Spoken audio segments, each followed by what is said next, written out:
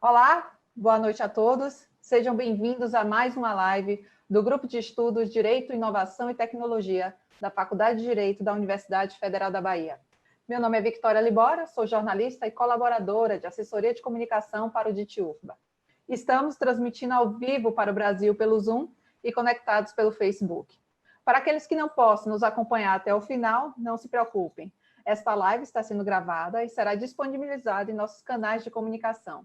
Aliás, eu convido todos e todas para visitarem nosso canal de YouTube, no qual nós temos as lives passadas, e o nosso também podcast no Spotify.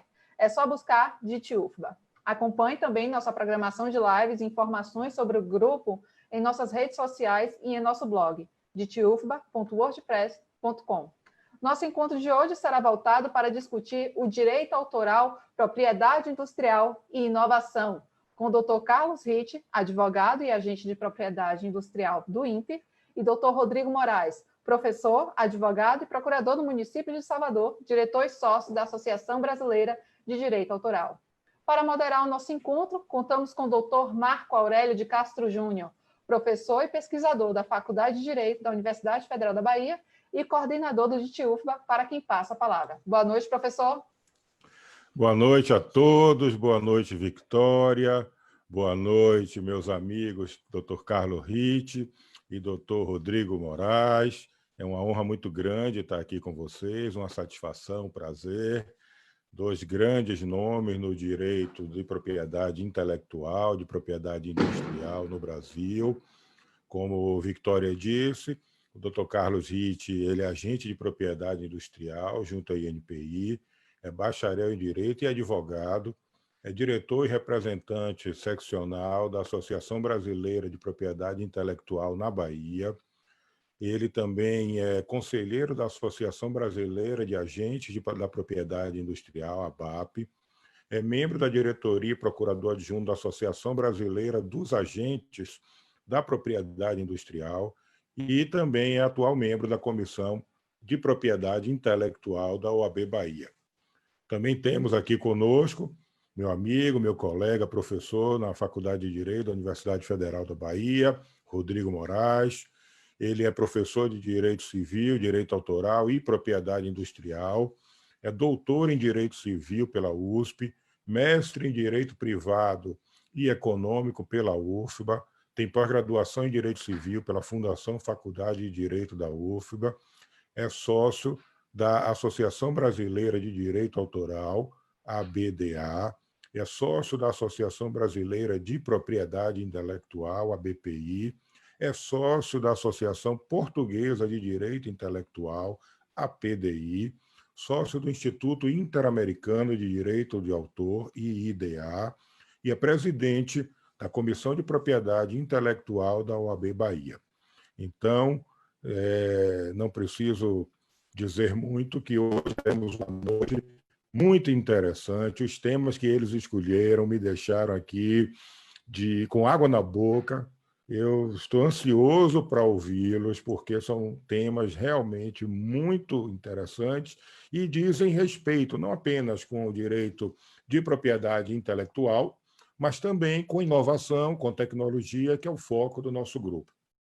Então, sem mais delongas, eu vou passar a palavra para o Dr. Carlos Ritt, para que ele faça a sua apresentação. Boa noite. Liga o seu microfone. Aí embaixo, no botãozinho à esquerda. Ok. Opa. Boa noite. Boa noite a todos. Obrigado aí ao professor Marco Aurélio pelo convite. A Vanessa, a doutora Vanessa também, que estava assessorando a gente, a senhora Vitória, ao nosso querido professor Rodrigo Moraes, que sempre é estimulando a propriedade intelectual na Bahia, difundindo e fazendo sempre eventos, fomentando a propriedade intelectual, que tem uma função social importantíssima e não é dado o devido valor, tanto nas universidades quanto nos cursos de ensino médio. As pessoas acabam desconhecendo essa matéria do direito, que é de fundamental importância. Eu vou discorrer aqui um pouco sobre a parte histórica, eu fiz uma questão um pouco didática relativa às patentes. O professor Marco Aurélio, ele mandou no grupo nosso da Comissão de Propriedade Intelectual acerca de uma patente obtida pela Mastercard. relacionada a criptomoedas, né? A Bitcoin. E aí, no caso, eu fiquei curioso devido a essa patente ser relacionada a programas de computador, que não deixa de ser as criptomoedas, né?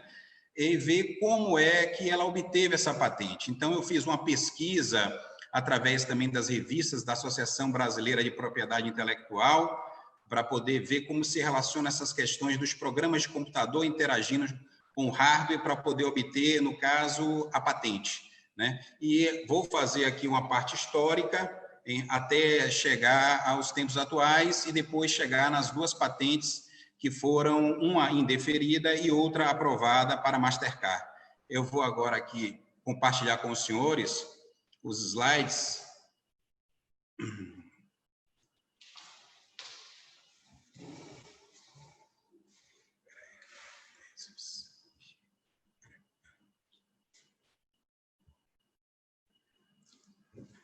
Os senhores estão conseguindo ver os slides? Não, ainda não, doutor. Não? Um minutinho só, por favor. Um minutinho só, por favor. Um minutinho só. Aí. Perfeito, doutor. Agora está indo? Exatamente. Obrigado aí. Eu agradecer aqui ao meu amigo Sérgio Menezes, que é o presidente da Associação Atlética da Bahia. Ele é na área de tecnologia da informação e está me dando esse suporte aqui. No caso específico, né, a gente sabe a evolução da humanidade até chegar aos tempos atuais.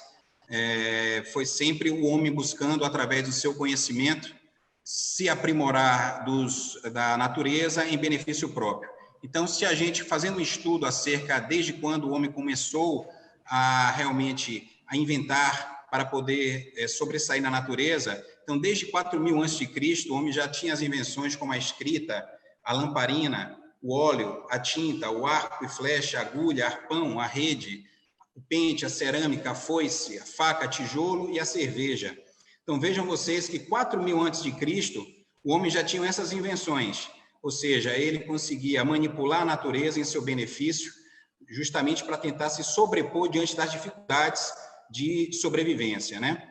E, nesse sentido, a gente vê que a primeira universidade que a gente pesquisando, a gente detectou, ou seja, onde se fomenta esse conhecimento, foi 3.500 anos antes de Cristo. Os escribas sumérios de Eduba. Foi criada a primeira universidade. Já no conceito moderno, a academia foi fundada em 387 a.C. pelo filósofo grego Platão, no Bosque de Academos, próximo a Atenas. Ali é defendida por muitos que ali foi a primeira universidade. Por que é tão importante a gente colocar essa questão da universidade relacionada às patentes? Porque nós sabemos muito bem que um país onde há um desenvolvimento tecnológico, onde se consegue, da base do ensino, chegar às universidades e nas faculdades para fomentar o conhecimento, é fundamental para poder se desenvolver as patentes de tecnologia de ponta. Ou seja, os países que mais investem na base da educação, até chegar às universidades, são os países que mais requerem patentes e que estão no topo da tecnologia e dominando, no caso, a transferência de tecnologia para o mundo, em relação a essas grandes invenções que no dia a dia nós estamos toda hora usando, né? As primeiras imagens de veículos de rodas que foram encontradas decoram uma vasilha de cerâmica, que é da 3.500 a.C. A roda foi uma das primeiras invenções onde o homem não encontrava nada similar na natureza. Em formato de roda, vocês podem, se vocês imaginarem a natureza, não tem nada com o formato de uma roda. Então, foi uma grande invenção também da humanidade e que deu um grande avanço, um grande passo para a humanidade, a invenção da roda para os seres humanos. A xilogravura, a gravação feita em madeira, criada pelos chineses em 868 d.C., inspirou a imprensa criada pelo alemão Gutenberg em 1436. E justamente a invenção de Gutenberg é que trouxe a possibilidade de reproduzir os exemplares, no caso, os livros, né? Então, antes disso, havia uma dificuldade muito grande de divulgação do conhecimento. Tanto é que, após a invenção de Gutenberg, em 1704, surge, justamente devido a essa invenção, a Lei de Proteção ao Direito Autoral, que eu vou deixar para o mestre Rodrigo Moraes falar sobre ela. Mas foi justamente devido a essa invenção que surgiu, no caso, a proteção da Lei dos Direitos Autorais, sancionada pela Rainha Ana na Inglaterra. Então, os primórdios do tempo moderno, Leonardo da Vinci, ele já escrevia ao contrário, para poder evitar que as pessoas roubassem os seus projetos. Ele teve grandes criações, grandes ideias, como a máquina voadora, a asa delta, a draga, a escavadora, o guindaste, granadas, máscaras, espingardas, carros blindados, tudo isso ele já tinha desenhado sobre essa questão, mas naquela época também ele não tinha uma proteção, né? E ele tentava, de alguma forma, impedir que terceiros copiassem as suas invenções, escrevendo, inclusive, os seus projetos ao contrário, evitando, assim, que as pessoas conseguissem reconhecer o que é que ele estava escrevendo.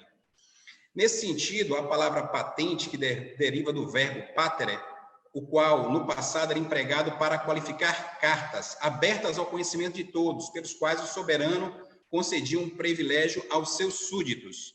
Assim, a primeira proteção que houve na história, acerca de um tempo onde a pessoa criou algo de novo e teve uma proteção temporária, mas não foi legislada, foi justamente por volta de 510 a.C., na cidade de Sibaris, uma colônia grega, foi inventado um prato especial, foi na parte da culinária.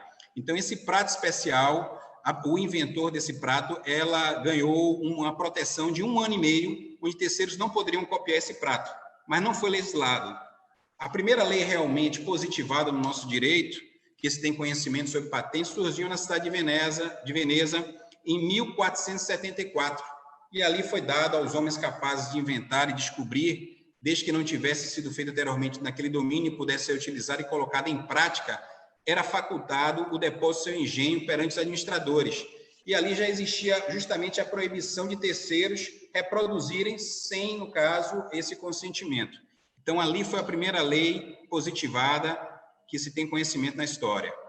Consequentemente, os demais países começaram também a dar essa proteção aos inventores, tendo em vista que a melhor forma do progresso científico é você proteger o criador da obra. Se ele, depois de ele estudar, fazer a pesquisa, fazer o desenvolvimento, ele conseguir essa proteção, naturalmente, ele vai ter um estímulo para poder continuar com as pesquisas e desenvolver. Ou seja, se não houvesse essa proteção, eu tenho certeza que nós estaríamos atrasados em relação à tecnologia, porque deixaria o estímulo econômico para a pessoa poder dedicar anos para fazer o estudo científico dele e depois o terceiro poderia imitá-lo sem pagar nada por isso, né?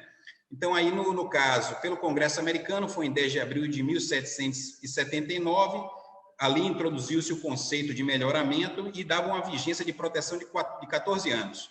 Depois disso, foi sancionada a lei norte-americana, depois da lei norte-americana foi sancionada a lei francesa para proteções de invenções. Foi em 7 de janeiro de 1791 e poderia a proteção ser de 5, 10 ou 15 anos, a depender do tipo da invenção. Destacava-se a possibilidade de contratar a exploração do invento por terceiros e a noção de domínio público começou a surgir ali. Já no Brasil, o nosso país, assim, ele sempre também esteve na vanguarda. Tanto é que a Convenção de Paris, o Brasil foi signatário em 1883, ele assinou a Convenção de Paris, a União de Paris, né? E também o alvará que nós tivemos em 28 de abril de 1819 foi o primeiro documento dando direito aos inventores. Esse privilégio foi dado por 14 anos. Então, assim, o Brasil, ele sempre também esteve à frente em relação a esses direitos, ou seja, ele não deixava passar muito tempo para poder sancionar e aderir às convenções internacionais relacionadas à propriedade intelectual. No caso dos inventos, aí agora eu cito uma base constitucional, uma citação do nosso querido Rui Barbosa, que aos inventores ele dizia que é dado um privilégio temporário sobre os seus inventos. Estava no artigo 72, parágrafo 25 da Constituição da República da época e o artigo 136, parágrafo 21 da Constituição da Bahia. Convertem os inventos temporários em monopólio dos inventores, pois outra coisa não é.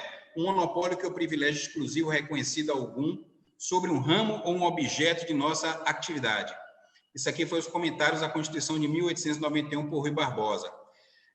Posteriormente a isso, eminentes constitucionalistas brasileiros, como José Afonso da Silva, ao tratar do inciso 29, que está hoje na nossa Constituição Federal, no artigo 5º, que é direitos e garantias fundamentais do indivíduo, o direito de propriedade industrial, ele coloca e define que e assegura este entre os direitos individuais, sem razão plausível para isso, pois evidentemente não tem natureza de direito fundamental do homem, caberia entre as normas de ordem econômica. Eu discordo desse posicionamento do nosso ilustre José Afonso da Silva, pois eu acho que um dos maiores direitos básicos do ser humano é o direito, no caso, ao seu conhecimento, ao seu labor, ao seu esforço intelectual e a proteção que esse esforço tem que ter. E tem que estar positivado ali, sendo cláusula pétrea constitucional, né, e para dar essa garantia aos criadores, tanto na área das obras literárias, artísticas e científicas, como também na área de propriedade industrial. A mesma coisa foi o posicionamento de Manuel Gonçalves Ferreira Filho. Certamente essa matéria não mereceria ser alçada ao nível de direito fundamental do homem. Trata-se aqui de chamada propriedade imaterial, que seria protegido pelo inciso 27, referente ao direito de propriedade. Como se viu, propriedade nos termos citados no inciso 27 não abrange apenas o domínio, compreende todos os bens de valor patrimonial, entre os quais, indubitavelmente, se inclui marcas de indústria, comércio e nome comercial. O conceito, aí uma decisão do STF, o conceito de monopólio pressupõe apenas um agente apto a desenvolver as atividades econômicas a ele correspondentes. Não se presta a explicar características da propriedade, que é sempre exclusiva, sendo redundante e desprovida de significado das expressões monopólio e propriedade ou monopólio do bem. Então, aí no caso, é uma definição acerca do ministro Eros Grau, no caso, a anulação direta de inconstitucionalidade, acerca do monopólio que é conferido às patentes. Você tem esse monopólio temporário, você tem um direito de propriedade, usar, gozar e dispor desse bem, e coibir que um terceiro use indevidamente. Sem esse direito, certamente enfraqueceria muitos direitos relativos às criações industriais. Já o INPI, passando agora para a questão da patenteabilidade, ou seja, os requisitos em relação a poderem ser patenteados, onde o INPI publicou na RPI 2377, de 15 de 7 de 2016, uma resolução diretriz de exame de patenteabilidade, onde são apresentados critérios de exame de atividade inventiva. É uma questão muito importante para se verificar se a patente é suscetível ou não, ela tem que ter novidade, atividade ou ato inventivo e aplicabilidade industrial. Esses critérios, eles vêm praticamente do sistema europeu, tá certo? Chamado Problem Solution Approach, que seria abordagem e solução de problemas, para você verificar a viabilidade ou não de ser patenteado. Você determina o documento mais relevante no estado da técnica, que é o chamado Clause Prior Art, que seria, no caso, arte anterior mais próxima, formule qual o problema técnico que está sendo resolvido e traga a solução proposta. Investigue, partindo do CPA, o problema técnico objetivo e combine com os documentos no estado da técnica. Seria óbvio os resultados propostos com os meios técnicos reivindicados. Isso é uma forma de você verificar a viabilidade ou não dessa patente, ela ser considerada como novidade e ela ter também a atividade inventiva, que é de fundamental importância. Inclusive, esse critério da atividade inventiva, ela foi incorporada na lei atual, no caso, a 9.279/96, a 5772/71, que vigiu até 95, ela não previa a questão da atividade inventiva, apesar da jurisprudência colocar essa questão como a priori importante, o desenvolvimento técnico que foi feito em relação a chegar àquela invenção para poder se tornar realmente passível de patente e ter um monopólio exclusivo. Então, no caso, TRIPS, a rodada de TRIPS, no caso, o Brasil teve que incorporar também essa questão da atividade inventiva e colocou na nova lei que é atual, a nova lei atual que seria 96, já não é tão nova, né? Desde 96, já se tornou até antiga. Então, em questão às patentes relacionadas aos programas de computador, eu vou entrar aqui um pouquinho em relação a essa questão agora, tendo em vista que o que me levou a fazer essa live aqui foi justamente a colocação daquela patente da Mastercard. Como, no caso, trata-se de criptomoedas, tem que se verificar até que ponto seria suscetível ou não de ser patenteado. Tendo em vista que programas de computador eles são protegidos como obras literárias. Tendo também essas obras, os programas de computador, só tendo tido proteção também após a rodada do TRIPS que ocorreu em 1994-95 no Uruguai. Antes, a legislação não previa nem a proteção para programas de computador e nem patentes de medicamentos. o Brasil copiava tudo em relação a essas questões e achava que, dessa forma, iria desenvolver mais as suas tecnologias relacionadas a medicamentos e a programas de computador. E, nesse caso, não foi bem assim que se verificou. Viu que estávamos muito atrasados justamente pela falta de proteção, tanto dos medicamentos, quanto também dos programas de computador, através da sua lei especial, que é a 9.609, tá certo? Então, desde a década de 60, discutia-se acerca das patentes implementadas por programas de computador. No NPI, relacionados a programas de computador, são direcionados a duas divisões lá, que é a de TEL e a de CEL. Tendo programa de computador, eles vão para essas duas divisões para análise da patenteabilidade. Na primeira Convenção Europeia de Patentes, já excluía no seu artigo 52 patentes relacionadas a programas de computador. O Acordo 10 de TRIPS também, programas de computador em código-fonte ou objeto serão protegidos como obras literárias. Então, não justamente como uma forma de codificação do programa, ele não era entendido como a possibilidade de você proteger a ideia em si, mas simplesmente a forma como você compilou aqueles dados, tá certo? Nesse caso específico, também o Código Civil da Rússia também considerava em seu artigo 1261 que os programas de computador estão protegidos como direito de autor, mas não são comparados a obras literárias na Rússia. Na França, ao que tudo indica, no caso, o Código de Propriedade Industrial de lá, de 1968, trouxe a primeira regra propriamente legislada a excluir os programas de computador da proteção patentária. Já na Europa, a análise legislativa das origens da exclusão da patenteabilidade de programas de computador remonta aos trabalhos da Convenção Europeia de Patentes de 1973. Só que tinha os dissidentes. O Reino Unido e a Alemanha já concediam patentes relacionadas a programas de computador. E foi justamente a jurisprudência no Escritório de Patentes Europeus, que a gente chama de EPO, a sigla, que começou-se a modificar esse entendimento e a existir, sim, a possibilidade de se patentear o programa de computador que tivesse uma interação com o hardware, que trouxesse um melhoramento no estado da técnica, que trouxesse uma nova funcionalidade nesse maquinário, seja na área de mecânica, das diversas áreas da engenharia.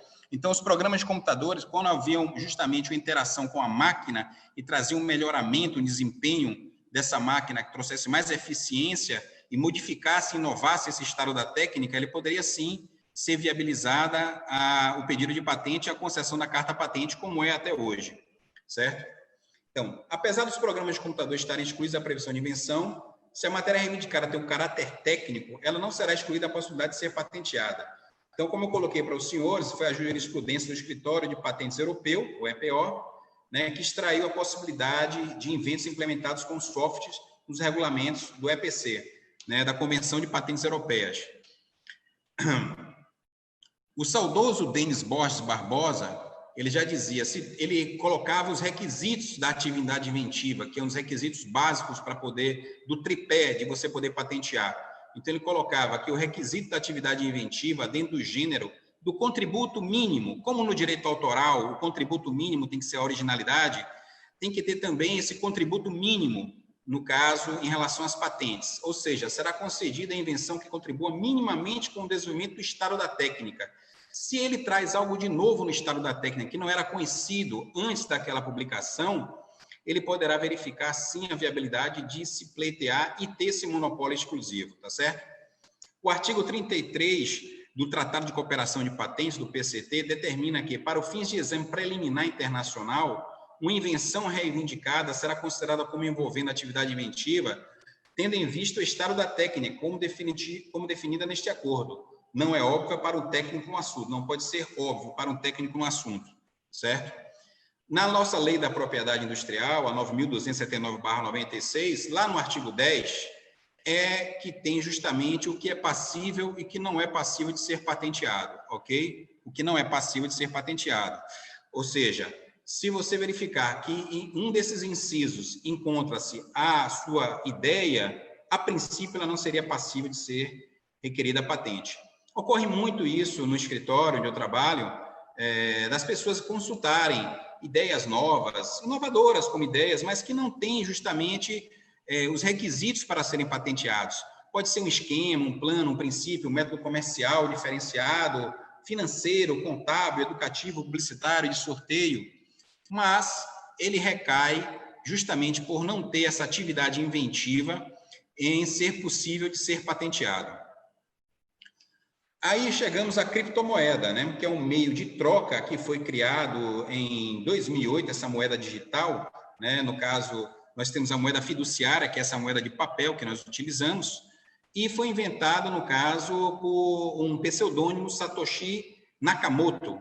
Esse Satoshi Nakamoto, ele, no caso, criou essa criptomoeda, o Bitcoin, né, onde, no caso, há uma troca entre computadores, não existe o intermediário do banco, e ela ganhou uma grande projeção justamente pela valorização que ocorreu na compra dessa criptomoeda, onde você paga um valor em dinheiro e transforma em criptomoeda, e houve uma valorização muito grande, né? Para vocês terem uma ideia, ele chegou no início, quando abriu as cotações iniciais, era $13 uma criptomoeda.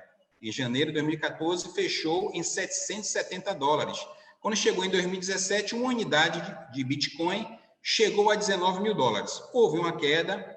Há muita crítica em relação à questão das criptomoedas, porque também é usada para atividades ilícitas, visto que não tem nenhum controle através de um banco central, mas não tem para onde correr, a tecnologia vai avançando e nós temos que nos adaptar às tecnologias. E essa é uma realidade que a cada dia vai cada vez mais dominar o mercado. Ainda a realidade da criptomoeda não domina pela lentidão das transações. Ou seja, se você for tomar um café numa esquina e for pagar com criptomoeda, vai demorar mais ou menos 10 minutos para a transação ser efetivada. Então, ainda é por isso que eu acredito que ainda não seja realmente tão difundida a criptomoeda em relação às questões comerciais. Eu fiz uma pesquisa na base de dados do NPI, certo? Com o título, com a palavra-chave moeda digital ou criptomoeda. Achei só 2 pedidos de patentes. O primeiro pedido, ele foi arquivado por falta de cumprimento de exigência administrativa, ou seja, desculpa, por falta de pagamento da anuidade. A partir do 3º ano, você tem que começar a pagar a anuidade, ele não pagou a anuidade, a patente foi arquivada. O segundo pedido que está em tramitação seria esse aqui, um processo que foi requerido pela Money Limits, lá da Grã-Bretanha, um sistema para implementar pelo menos uma transação de criptomoeda de um ponto de venda usando um terminal móvel. Então, a grande questão, o diferencial dele é essa utilização de um terminal móvel. Então, um método para usar um sistema para implementar pelo menos uma transação de criptomoeda. Esse pedido está tramitando, ele ainda não foi julgado pelo INPI. Como nós sabemos, o INPI demora em média 10 anos da data do depósito para entrar no mérito e julgar um pedido de patente, devido à grande quantidade de patentes, de pedidos de patente, o backlog que ele tem lá, salvo os demais requisitos que você pode requerer prioridade para poder tentar ter um pedido julgado mais rapidamente. Posteriormente, eu fiz uma pesquisa e joguei no INPI o título blockchain, que seria o livro contábil das criptomoedas, né? E quando eu joguei o termo blockchain, aí já me apareceram 15 processos de criptomoedas. Foi aí que eu consegui detectar o pedido, a carta patente que o professor Marco Aurélio demonstrou lá no grupo da comissão, que a Mastercard obteve. Só que teve 2 processos que eu analisei da Mastercard. Um processo que ele fez com o título Método e Sistema para Ligação de Ativos com Base em Blockchain, as contas de moeda fiduciária. Esse processo ele foi indeferido em 19 de maio de 2020, tá certo?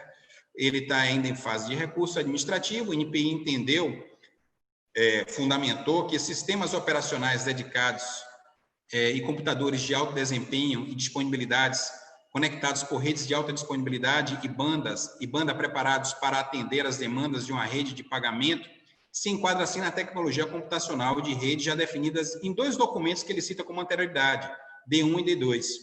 Visto que tais sistemas, apesar de agregarem confiabilidade e rapidez na operação, que deveria ser esse o objeto do pedido da patente, não agregam a atividade inventiva sobre os sistemas e suas relações já revelados nos documentos.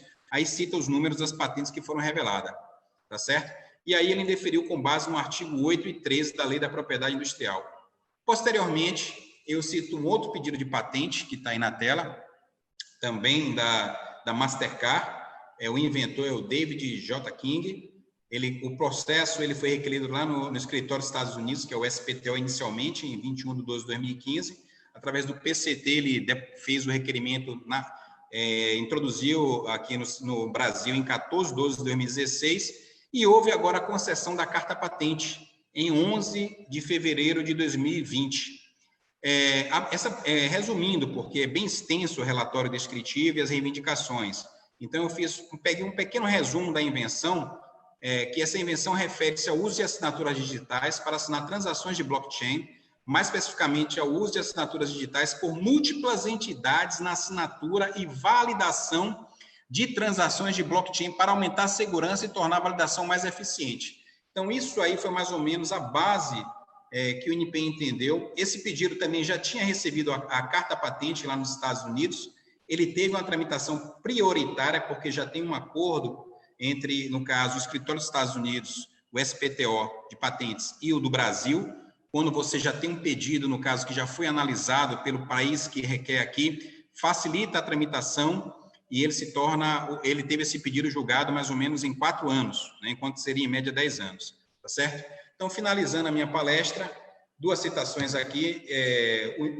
Uma é: o nível de sucesso raramente cederá seu nível de desenvolvimento pessoal, pois o sucesso é algo que você atrai pela pessoa que você se torna. Ou seja, se a gente não investir nas pessoas, na educação, realmente não tem como se tornar um diferencial.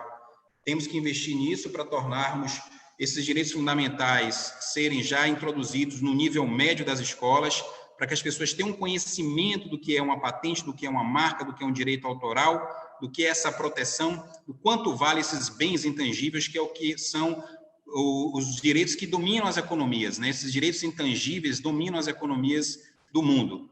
E a criatividade, já o Robert Sherwood diz que a criatividade humana é a grande riqueza de um país. Eu não tenho dúvida disso, que a criatividade é a grande riqueza de um país.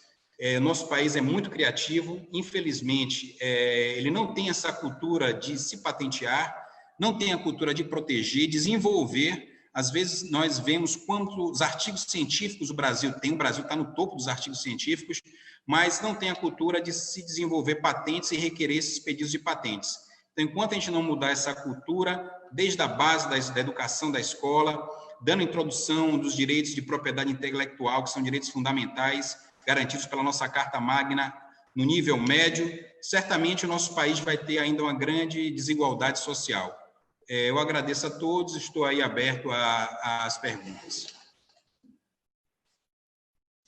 Bom, obrigado pela brilhante palestra, é realmente muito esclarecedor. Eu conversava, antes da gente entrar no ar, que existe uma diferença entre advogar na área de propriedade intelectual, nos processos judiciais, e tramitar um processo junto à INPI. Há uma diferença significativa. Eu tenho algumas perguntas aqui, também temos perguntas já feitas por alguns palestrantes que a gente tem aqui. Eu penso que uma das perguntas, inclusive, é feita pelo professor Salvador Morales. Ele é professor da Universidade de Valência, na Espanha, e será palestrante aqui em uma das próximas live edit.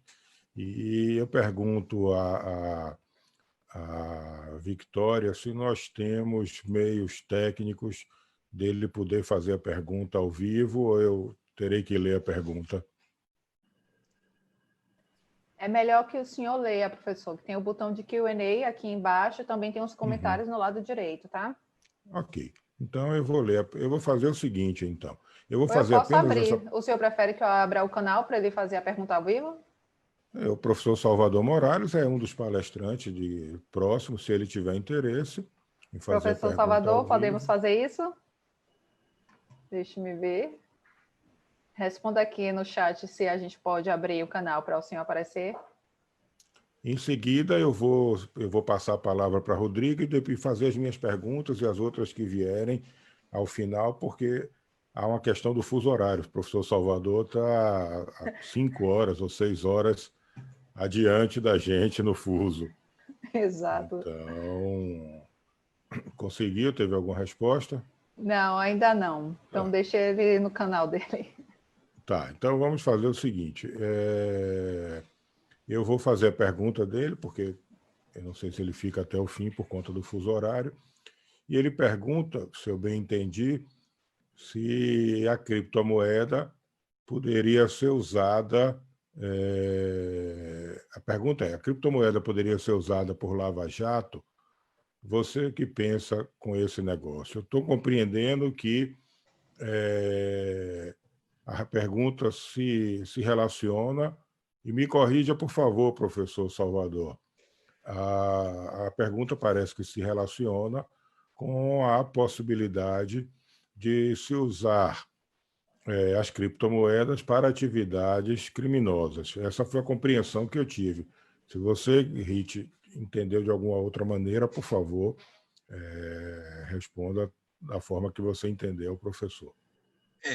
Pelo que você me passou, parece que realmente é essa a correlação. Existe, inclusive, uma grande crítica de algumas personalidades, como Bill Gates, em relação às criptomoedas, né? Porque elas podem ser utilizadas por meios ilícitos, visto que essas transações não têm como terceiros que não fazem parte participar dessas transações comerciais, esse volume de dinheiro que circula rapidamente nos meios digitais. E, naturalmente, se não tem um banco central que faz o controle disso, então fica complicado. Hoje em dia, a Receita Federal já coloca lá na declaração do imposto de renda para você declarar a questão justamente das moedas digitais, as criptomoedas, se você tem esses bens, né?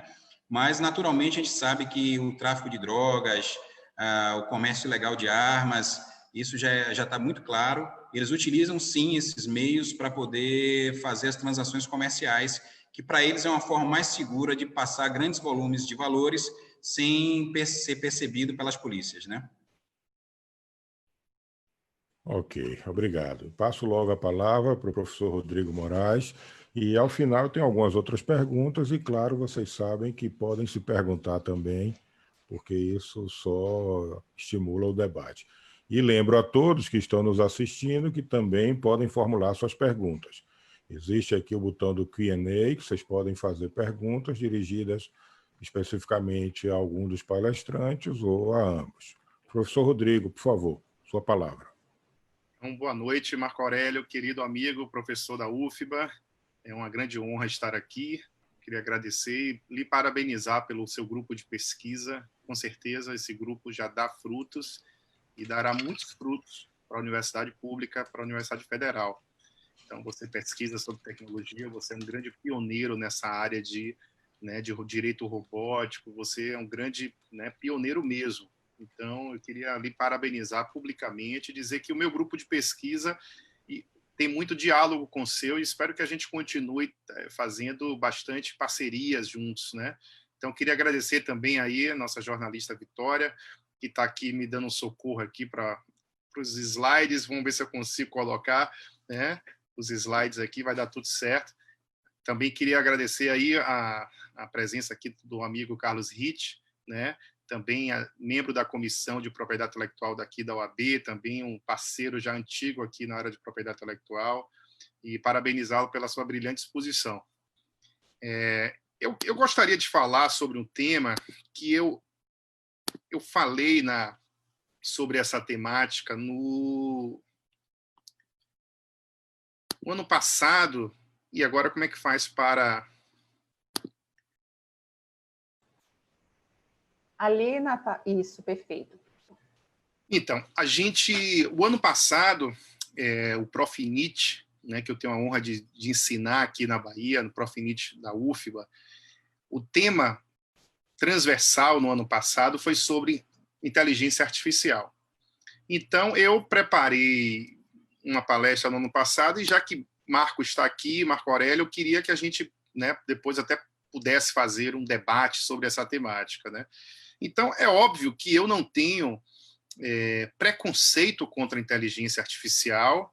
Acredito que, inclusive, Marco Aurélio, eu estava lendo alguns artigos do professor Orlando Gomes, e na década de 70 ele já criticava essa questão do trabalho do advogado, né, que passa a ser um trabalho absolutamente robotizado e perde aquele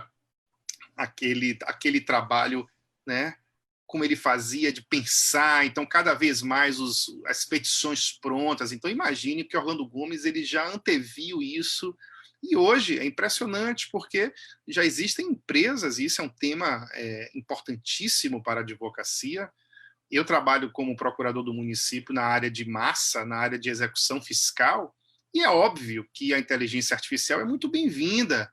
É muito bem-vinda porque ela pode facilitar o nosso trabalho, por exemplo, para envio de petições simples, envio de petições de penhora, ou seja, e a tendência é cada vez evoluir mais. A OAB tem a ver com esse tema, tem tudo a ver, porque o advogado, obviamente, que a máquina poderá ser um grande, digamos assim, um grande meio de excluir já essa classe que está passando por grandes dificuldades, que é a classe dos advogados. Então, como conciliar isso? Como é que conciliar a questão do emprego com a inteligência artificial? Acredito que haverá de existir alguma regulação nisso. Mas eu queria tratar hoje aqui sobre essa temática da inteligência artificial e direito autoral. A máquina poderá ser considerada autora, né? Então, essa é uma primeira pergunta que a gente faz, né?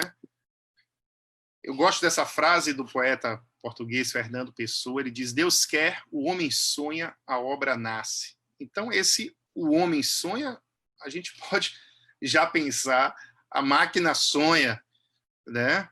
Então, a máquina já consegue vencer o ser humano hoje jogando xadrez. Mas o interessante, Marco Aurélio, é que ninguém deixou de jogar xadrez porque os robôs já ganham do ser humano. Então, isso é uma questão interessante, né? Então, ainda que os robôs ganhem, hoje já se consiga superar a inteligência artificial, o ser humano, eu acho que o xadrez ainda continua sendo um jogo interessantíssimo, um jogo que fomenta o raciocínio e que nós não iremos parar de jogar por causa disso.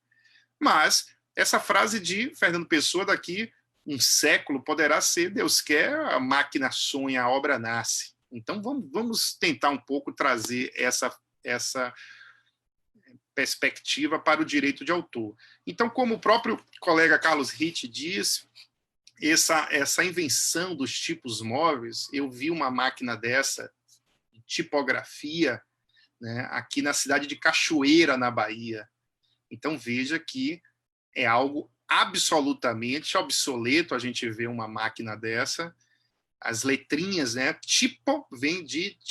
tipografia vem de tipo, que eram esses caracteres. Então, essa máquina gerou a imprensa e a circulação de ideias, porque, veja, a liberdade de expressão sempre esteve ligada ao direito de autor. Esse tema, liberdade de expressão e direito de autor, são temas conexos, são temas muito ligados um ao outro. Porque o que é que existia antes? Era uma carta régia. Eu digo que as cartas régias, eu uso até uma metáfora no meu livro, que eram como rédeas para a circulação da informação. Então, para você publicar, você precisava pedir autorização do rei. Por quê? Porque o rei via o que você iria publicar e, portanto, dizia o que podia e o que não podia. Hoje não é assim. Hoje você publica sem precisar pedir autorização estatal. Obviamente, se você publicar algo que é fake news, algo que ofenda a honra de alguém, você poderá ser punido na esfera civil, na esfera criminal, mas essa máquina dos tipos móveis revolucionou o direito de autor. Então, veja que o direito autoral, ele sempre esteve ligado também à questão da tecnologia. Né? Aquela velha frase que a gente aprende na escola, né, que o direito é o último vagão no comboio das transformações sociais, é verdade. E o direito e a tecnologia sempre esteve e sempre estará à frente do direito. O direito sempre está em mora com a tecnologia. Então, quando veio, vamos falar aqui do tema que foi a minha tese de doutorado, sobre a questão do streaming. Eu me lembro, eu vivi isso nos anos 2000, quando começou o Napster, todo mundo disse que ia acabar o direito autoral na internet, e o direito autoral hoje não acabou coisíssima alguma. Eu vi muitas vozes proféticas, falsos profetas, dizendo que agora acabou o direito autoral porque a internet vai acabar com tudo. Então, a mesma coisa, né? Quando criaram cinema, disseram que iria acabar teatro, ou seja, sempre tem alguns arautos da morte que essa morte não veio, ninguém deixou de ler livro por conta do livro digital, ninguém deixou de ler livro impresso por conta do livro digital. Então, é importante dizer que a tecnologia e o direito de autor são temas muito próximos, e o direito autoral ele está sempre tentando acompanhar a evolução tecnológica. Então, primeiro se protegeu obras literárias, depois passou a se proteger, por exemplo, obras audiovisuais, obras fotográficas. Chegaram depois, a fotografia chegou muito depois, historicamente, do que a obra literária.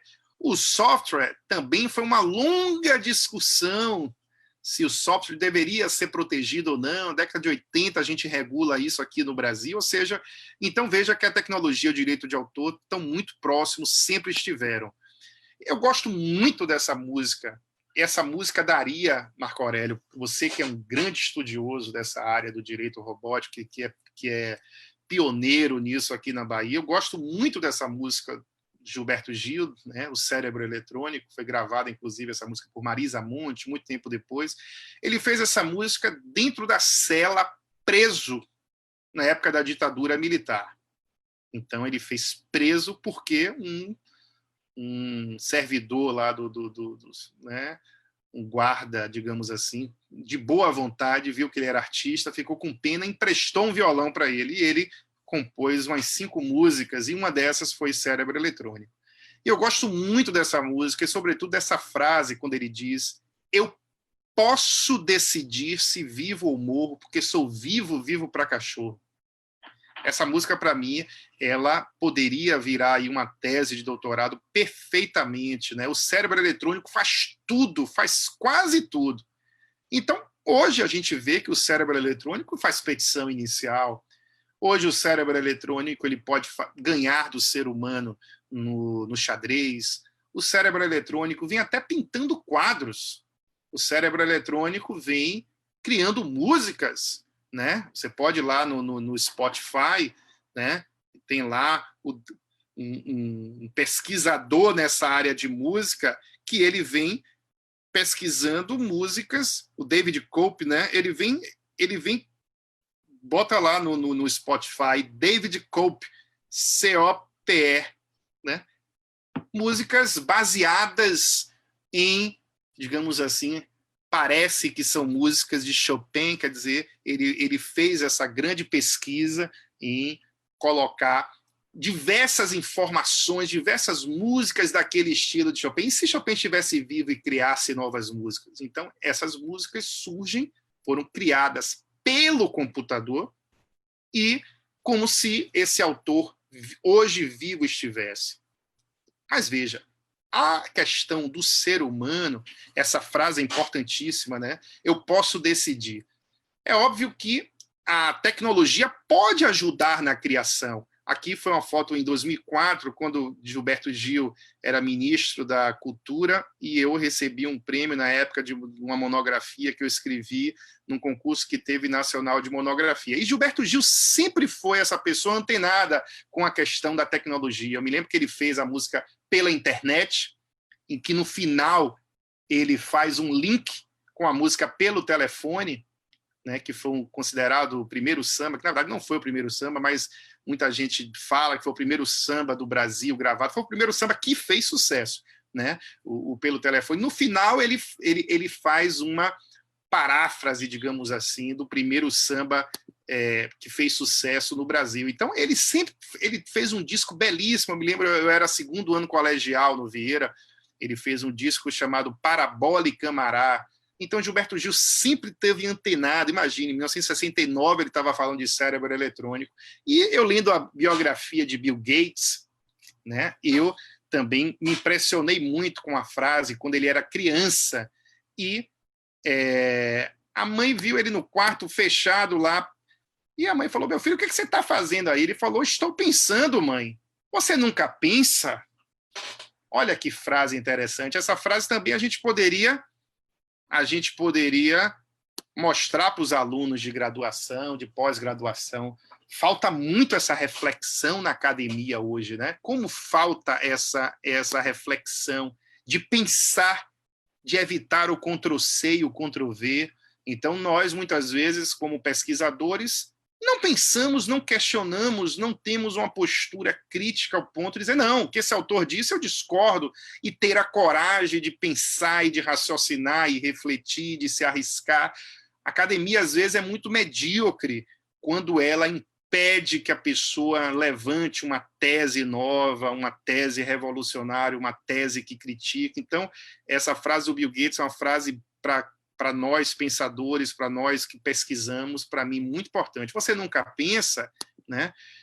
É interessante, o Orlando Gomes, ele escrevia à mão, olha a letra do professor Orlando Gomes, ele escreveu toda essa obra dele, essa obra fantástica que continua sendo atual. Eu estou há 2 meses aqui enfurnado pesquisando crônicas do professor Orlando Gomes e a gente lançará um livro pela Fundação Orlando Gomes, que eu estou coordenando, de 140 crônicas do professor Orlando Gomes. O Orlando Gomes escreveu durante muitos anos no jornal, né, em vários jornais, Jornal à Tarde, Jornal da Bahia, e foi um grande cronista. Então, o livro se chamará Orlando Gomes, o Cronista. Veja, ele não precisava de máquina de escrever para fazer. Então, veja que ele escrevia à mão os livros dele, com essa letra belíssima que ele tinha. Já há autores, por exemplo, Jorge Amado, ele escrevia, né, com máquina de escrever, né? Essa foto aí belíssima, feita pela esposa dele, a saudosa Zélia Gattai. Então veja que João Baldo Ribeiro já utilizava o computador. João Baldo Ribeiro escrevia também, esse gênio da Bahia. Eu sou fã de João Baldo Ribeiro, assim, acho que Viva o Povo Brasileiro é um épico da nossa literatura. Então, veja, Orlando Gomes escrevia à mão, Jorge Amado datilografava, escrevia com máquina de escrever, e João Baldo Ribeiro escrevia através do computador. Mas, veja, a tecnologia, então, auxiliava a escrita, mas... ele é que escrevia, a história vinha da cabeça dele, a criatividade vinha dele. Mas é possível, já estamos aí no século XXI, e existe aqui um livro, né, considerado o primeiro livro feito por inteligência artificial, primeiro livro escrito por inteligência artificial, um livro que faz um resumo, né, sobre o lítio. Então, quem é da área de química... Então, veja que esse livro ele fez uma pesquisa, ele fez através de diversos artigos e fez uma compilação, porque, veja, há uma autoria também, há uma criatividade, há um labor intelectual nessa questão de você compilar artigos. Imagine, jurisprudência, todos nós sabemos que não é protegida pelo direito de autor, decisão judicial. Eu posso lançar um livro com decisões do STJ, sem pagar direitos autorais aos ministros do STJ. Agora, se eu organizo as decisões do STJ sobre marcas, sobre patentes, sobre direito de autor, sobre direito conexo, sobre diversas temáticas na área de propriedade intelectual, e eu organizo essa jurisprudência, isso há um trabalho criativo e essa obra passa a ter uma proteção autoral. Então, veja que a gente já tem aqui um livro que foi escrito por inteligência artificial. Olha que interessante. Então, a mesma coisa, um quadro foi criado através de inteligência artificial. Em 2018, esse quadro foi vendido numa famosíssima galeria por $432,5 mil. Imagine quantos artistas plásticos não conseguem vender uma obra, né? E aí fica essa pergunta: quem é o autor disso? Então, veja, você pode perfeitamente ensinar a um computador qual é o estilo de Van Gogh, qual é o estilo de Picasso, e é possível você, através de algoritmos, através, né, de conteúdo, de informações, o computador entender que aquele artista tem um estilo tal, aquele escritor tem um estilo tal, aquele compositor tem um outro estilo, e é possível que uma máquina crie algo com base nas informações colhidas. Obviamente que haverá, de qualquer sorte, um trabalho humano nisso, de você... A mesma coisa a gente, nós, enquanto seres humanos, quando a gente cria, ninguém cria do nada. Nós temos nossas influências, nós temos nossas referências, nós temos nossas leituras prévias. Então, nós também, enquanto pessoas humanas, pessoas físicas, de carne e osso, a gente não cria do nada, a gente tem as nossas referências. E a mesma coisa a inteligência artificial também não vai criar do nada. É preciso que um ser humano traga diversas informações para que essa máquina consiga ter algo, algum trabalho criativo. Agora, tem um detalhe. O artigo 7º da lei, na nossa lei de direito autoral atual, que é a 9.610, de 1998, ela é muito clara. Ela é muito clara quando ela diz que são protegidas, né, são obras intelectuais protegidas, as criações do espírito. Então, veja, o artigo 7º diz isso. São obras intelectuais protegidas as criações do espírito. O legislador quis dizer aqui que o espírito, obviamente, que é o espírito, né, humano, de pessoa viva. É bom dizer isso, porque houve um caso interessantíssimo da viúva do escritor Humberto de Campos, que ajuizou uma ação contra, né, o famoso médium brasileiro, né, saudosíssimo médium brasileiro, que ajuizou uma ação. Essa ação foi até o STF, né? Essa ação, na época, não havia STJ, e o caso foi julgado improcedente, porque não é possível, né, que Chico Xavier é o autor. Então, o nosso saudoso Chico Xavier, que vendeu milhões de livros, inclusive morreu pobre, ou seja, os livros, os direitos autorais eram para fazer caridade de fato. Então, eu não estou entrando nesse aspecto da religião, do que ele fazia com dinheiro, mas a biografia dele demonstra isso, que ele, na verdade, não enriqueceu com esses livros foram feitos. Agora, sob o ponto de vista jurídico, criação do espírito é do espírito da pessoa viva.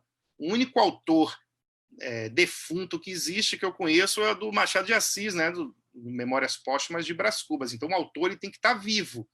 A obra póstuma é uma coisa diferente. A obra póstuma, pelo direito de autor, é quando o autor cria em vida e essa obra é publicada após a sua morte. Isso é uma obra póstuma, foi criada em vida. Então, psicografia, gente, os direitos autorais cabem, portanto, ao médium. Então, não é possível direitos autorais serem atribuídos a Humberto de Campos, ao espírito de Humberto de Campos. O STF, na época, trouxe esse julgado. E mais, o artigo 11 da lei também de direitos autorais diz que autor é pessoa física. É clara a nossa lei de direitos autorais nisso. Então, eu trago essa imagem eu escrevi sobre esse filme, né, sobre o espírito da Luz Soares.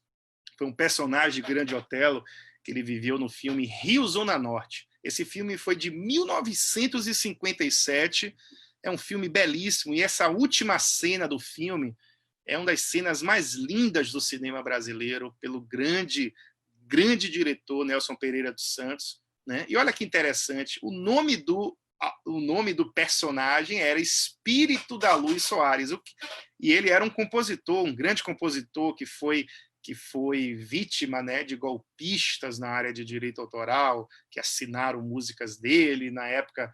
Então ele faz uma denúncia aqui aos compositores que havia na época, mas eu achei interessante o nome que o Nelson Pereira dos Santos entendeu para o seu personagem, Espírito da Luz. Olha que interessante, Espírito da Luz Soares. Então, eu queria dizer, apenas voltando aqui para a minha imagem, como é que a gente volta?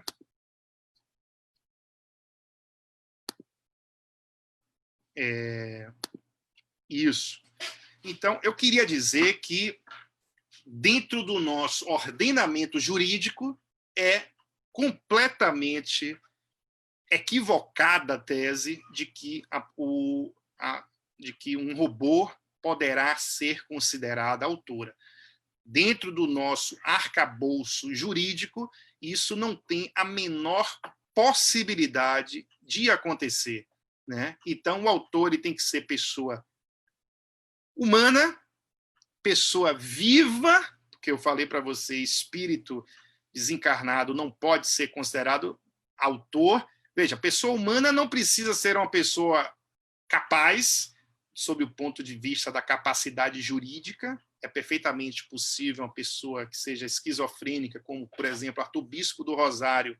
Tem um disco dos Paralamas de Sucesso que tem a capa dessa obra, desse grande artista que foi, né, viveu no manicômio durante muito tempo, no Juliano Moreira, no Rio de Janeiro, e era um autor, era um artista. Então, veja que eu acho que o ato de criação, eu considero pela aquela classificação de Pontes de Miranda, né? É um ato-fato jurídico a criação. Tá? E sobre a mesma coisa, as pessoas que defendem o direito animal, e aqui também na UFBA nós temos também, né, uma linha de pesquisa muito forte nisso, né?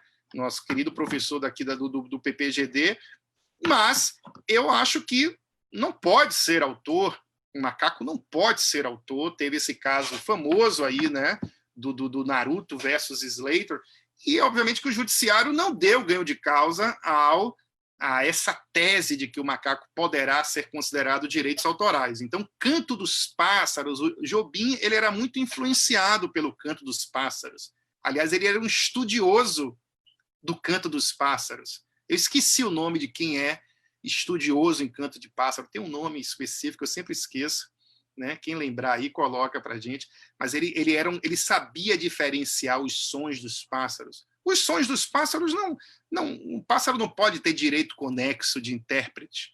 O direito conexo não foi feito para os pássaros, por mais que eles cantem muito, muito bem, por mais que eles nos inspirem.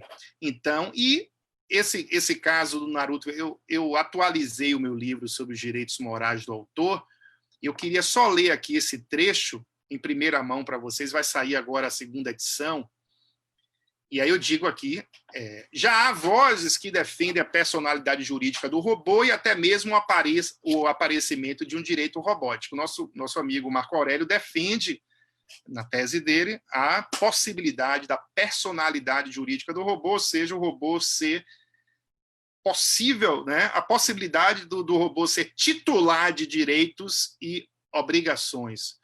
Aí eu cito aqui o professor José de Oliveira Ascensão. Todavia, José de Oliveira Ascensão rechaça o posicionamento a favor da possibilidade de um computador ser titular do direito moral à autoria. Abre aspas. Quem cria o programa tem a autoria do próprio programa, mas não tem a autoria dos seus resultados, pois a criação deve ser específica e não genérica. Assim como não há direito de autor sobre obra da natureza, também não há direito de autor sobre obra de máquina. Na visão de José Alberto Vieira, também um outro autoralista português, abre aspas, uma visão do direito de autor que privilegia o papel do autor, pessoa física, e que veja na obra um fruto do labor intelectual, terá relutância em admitir no elenco de obras protegidas pelo direito de autor expressões que possam ser devidas ao funcionamento eletrônico de um programa de computador sem um contributo humano identificável. Veja, uma coisa é você fazer uma obra de arte usando o computador existe arte hoje, o computador lhe auxiliar a você fazer isso. Um arquiteto utiliza hoje um software para fazer um projeto arquitetônico. Agora, há, como disse, né, uma liberdade humana para você escolher. Isso é que está a criação. Né? Sem essa liberdade, sem esse direito de você escolher, isso não há direito autoral. E aí eu cito aqui a querida professora Silmara Quinelato, da USP, foi minha professora lá no doutorado, ao questionar sobre quem seria o autor de obras feitas por computador, ela diz, a personalidade jurídica, no nosso modo de ver, a resposta é negativa. Haveria amesquinhamento e desprestígio da pessoa humana, que também é considerada como componente da pessoa jurídica ou moral. Então, eu digo aqui, Agora são minhas palavras. A inteligência artificial, sem dúvida alguma, já é uma realidade com ampla repercussão em diversos setores da sociedade. A Revolução Industrial no século XIX substituiu o trabalho manual pelo trabalho de máquinas, gerando protestos de trabalhadores. O ludismo foi uma reação à perda de emprego. Doravante, especialistas em inteligência artificial prometem a substituição do trabalho intelectual humano pelo trabalho de máquinas inteligentes que serão capazes de uma aprendizagem automática, o machine learning, né? E até mesmo de trabalhos artísticos criativos. Fala-se em softwares humanizados, né? E aí aquele grande autor hoje, né, o Yuval Noah Harari, ele faz essa inquietante indagação. Se a arte se define em termos de emoções humanas, o que acontecerá quando algoritmos externos conseguirem compreender e manipular emoções humanas melhor do que Shakespeare, Frida Kahlo ou Beyoncé? Renova-se assim a ameaça de novas perdas de postos de trabalho. Mas, presentemente, aí eu digo, não existe fundamento legal para a atribuição de direitos autorais aos robôs. Não existe autoria robótica. Não podemos ter um direito de autor sem autor, que é o destinatário mor da lei autoral. As obras geradas por computador sem qualquer intervenção humana não podem ser consideradas obras autorais. Defender que robô não pode ser considerado autor não é uma atitude tecnofóbica. Não é tecnofobia, mas apenas uma opinião jurídica adotada por juristas do mundo inteiro. Então, esse é o meu ponto de vista. Então, eu não sou refratário à inteligência artificial. Acho que isso é algo, né, que nós não conseguiremos frear. Então, sou um curioso do tema. Acho que poderá a inteligência artificial nos ajudar em muitas coisas. Por exemplo, a gente já vê isso na prática. A gente trata a inteligência artificial como se fosse algo muito distante da nossa vida, mas o próprio Netflix, né? Você assiste um filme, ele já lhe indica um outro pelo gosto seu, então ele acaba sabendo dos seus gostos. Então, isso é inteligência artificial também. Agora, o robô ser autor, isso não me convence, e pode ser que daqui 150 anos alguém escreva falando Rodrigo Moraes, professor de propriedade intelectual da UFBA, em 2020, era contra isso, e eu seja considerado, seja absolutamente criticado daqui 100 anos, ou não. Ou talvez daqui 100 anos eu possa dizer, está vendo, ele, mesmo assim, ele conseguiu. Então, eu não quero também ir pela moda, e o meu ponto de vista jurídico é esse. Sou a favor da inteligência artificial, mas acho que o robô não tem possibilidade de ser autor, sobretudo dentro desse ordenamento jurídico que nós temos hoje. Eu agradeço muito, Marco, a presença, o seu convite, a sua presença aqui. Eu gosto muito de você, gosto muito de conversar com você. Divergimos muito, e divergir com você é muito bom, porque você é um gentleman, você é um cara que respeita o contraditório, você é um cara que admite, e por isso que é um grande professor, né? Que permite que a pessoa pense. Então, às vezes, na universidade, às vezes há um totalitarismo de ideias em que o professor confunde linha de pesquisa com o seu ponto de vista e não deixa que ninguém escreva com teses contrárias à sua. Isso existe em todas as faculdades, infelizmente, e eu acho que a liberdade intelectual é muito importante. Você é um grande respeitador da liberdade intelectual de seus alunos. Muito obrigado aí, eu me coloco aqui à disposição de todos. Brilhante palestra, Rodrigo, como eu já sabia que seria. Você disse aí que a gente discorda. Eu chamei vocês dois porque a gente discorda. Nossos debates e nossos antagonismos no grupo de propriedade intelectual da OAB, da nossa comissão, e mais frequentemente com o Rodrigo na própria faculdade, que me fizeram trazer vocês para aqui, porque eu não consigo conceber um debate em que todos pensem igual, né? A sua posição em relação à possibilidade ou não dos robôs poderem ser autores está fundada, pelo que eu compreendi, no fato de que a lei expressamente fala Engraçado que eu estava escrevendo aqui quando você logo em seguida falou, não é? A criação do espírito, não é? E você compreendeu que só o ser humano tem espírito. Hoje eu também concordo, que acho que hoje em dia só o ser humano tem espírito. Mas o que também é uma coisa etérea, porque me parece que essa lei tem um fundamento religioso e nosso Estado é laico. Não é? Eu não sei qual é o conceito, em que categoria jurídica nós poderíamos tratar do espírito. Não é? Não me parece que o direito regule espírito. É uma questão religiosa num Estado laico. E é preciso a gente lembrar que as constituições, não só do Brasil, como de outros países, vêm mudando o conceito de pessoa, que antes era pessoa humana, ou com figura humana, simplesmente para pessoa. Não é? Eu trato desse tema aí no meu livro, dizendo que se saímos da pessoa que era constitucionalmente qualificada como humana para pessoas que não são mais qualificadas como humana, abrimos as portas para que o robô possa ser tratado como pessoa. Mas eu sou o menos importante aqui, vocês é que são as estrelas, e temos um monte de perguntas. Não apenas pelo chat aqui, mas no Q&A, que vocês podem ver aí, clicando na tela de vocês, tem um Q&A e com um itemzinho vermelho, mas também vários grupos de WhatsApp dos quais eu participo. O debate a respeito das palestras está sendo acalorado.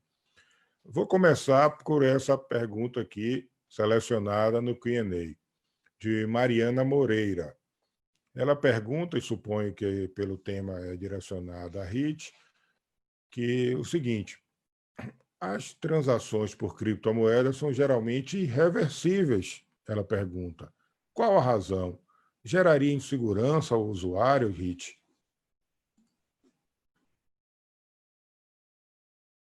Ative o seu som, por favor. Agora está funcionando? Essas transações, pelo que eu li a respeito das criptomoedas, elas são irreversíveis para justamente trazer uma segurança nas transações comerciais entre os participantes, tá certo? Então, a partir do momento que você adquire os bitcoins, gera justamente uma transação, vai ser validada por demais computadores e, naquele momento, você não pode, vamos dizer, abortar aquela transação comercial. Então, é uma forma, uma segurança para a pessoa que, no caso, pagou para obter aquelas criptomoedas.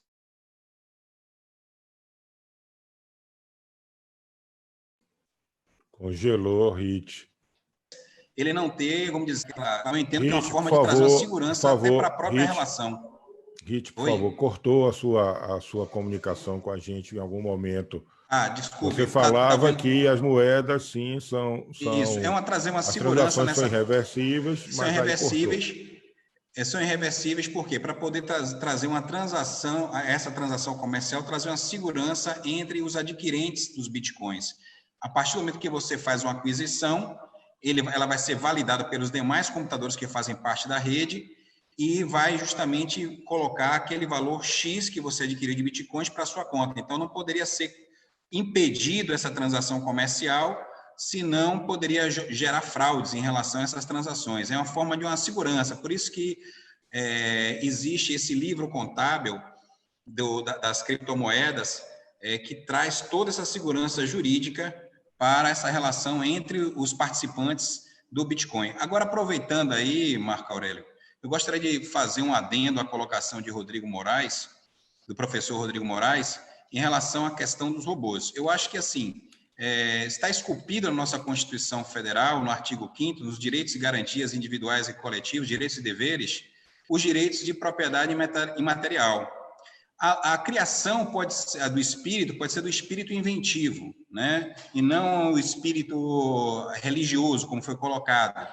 A criação do espírito que está na lei do direito autoral, tá? A criação do espírito inventivo.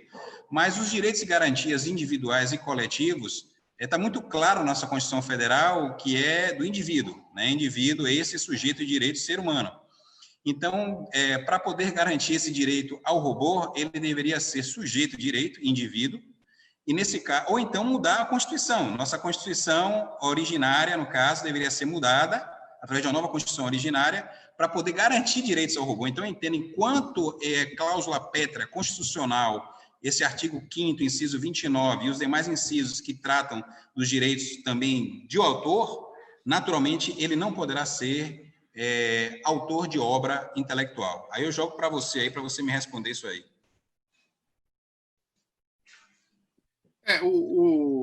Viu, Marco Aurélio, sobre essa questão do direito animal, eu também trago essa atualização nova, que na época que eu estudei se chamava semoventes, era uma visão do animal como coisa. Isso mudou muito, né? E essa mudança é uma mudança positiva. Porque, aí eu digo aqui, é certo que os animais não humanos não devem ser mais considerados coisas, já que são seres sencientes, eles falam assim, seres sencientes, dotados de sensibilidade, como já consta, inclusive, nos códigos civis de Portugal e da França. Merecem tratamento digno, mas de qualquer sorte nos parece correta a visão de que a Lei de Direitos Autorais foi criada para criações humanas, não se estendendo para aquelas feitas por animais não humanos. Claro que eu me lembro da novela da Globo, não sei se você assistiu na época, Caras e Bocas, eu assisti na época eu ainda assistia a novela ainda, né?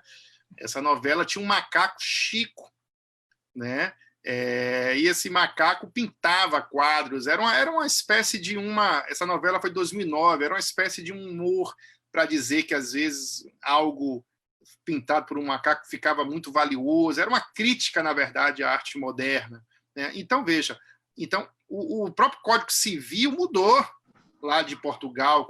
Eu vou ler aqui para vocês o artigo do Código Civil de Portugal. Olha só o que diz aqui o artigo. Ele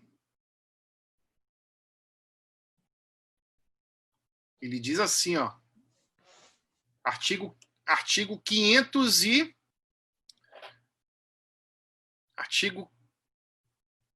201B, aspas, do Código Civil de Portugal. Os animais são seres vivos dotados de sensibilidade e objeto de proteção jurídica em virtude da sua natureza. Então, aquela classificação que a gente estudou do Código de Bevilacqua, que são coisas, já mudou. Hoje a gente fala em seres sencientes. Então, veja que a doutrina vai mudando, a gente vai se adaptando. Acredito também que haverá já há uma grande repercussão da inteligência artificial no mundo do direito, uma vastíssima em todas as áreas, em todos. Olha, imagine, e se houver plágio? Imagine um robô que, por algum erro, algum bug do sistema, tenha plagiado alguém. Quem é que vai responder por isso? A responsabilidade civil será de quem? Dele? Ele vai ter patrimônio para eu penhorar a conta dele, para ele pagar uma indenização para mim? Claro que não. Então, veja que onde há direitos, há deveres também. Aliás, hoje nós estamos só na era dos direitos. As pessoas só falam de direitos, as pessoas não querem falar de deveres, né? Então, vamos falar de direitos, mas vamos falar também de deveres. Então, eu fico imaginando um robô que tenha plagiado alguém, a quem caberá essa responsabilidade. Obviamente que isso precisa ser debatido com bastante cuidado, né? Como eu disse, eu divirjo de vocês dois, mas o que aqui não importa muito o que eu penso. Eu apenas acho que tem fundamento constitucional e fundamento no Código Civil. O próprio Código Civil de Seabra, Código Seabra português, tratava da figura da pessoa com figura humana. E hoje já não trata. Os Códigos Civis e as Constituições abandonaram o adjetivo humano. Tratam só de pessoa. Portanto, pessoa não é necessariamente apenas humano. Embora eu acho que eu não sou amante do direito dos animais, não. Eu acho que tem que ser tratado com respeito, mas não são titulares de direito. Mas isso aqui é desimportante. O importante são vocês hoje. Rodrigo, veja aí no Q&A, tem uma pergunta para você do Geraldo Romeiro Costa Neto. Vamos lá. Geraldo Boa noite. Eu gostaria de saber, sendo o Brasil vinculado ao TRIPS e, portanto, à Convenção de Berna, uma atualização da Convenção permitindo autoria robótica implicaria na nossa aceitação? Já bem, eu acho muito difícil isso passar em Berna. Eu acho muito difícil isso passar em Berna,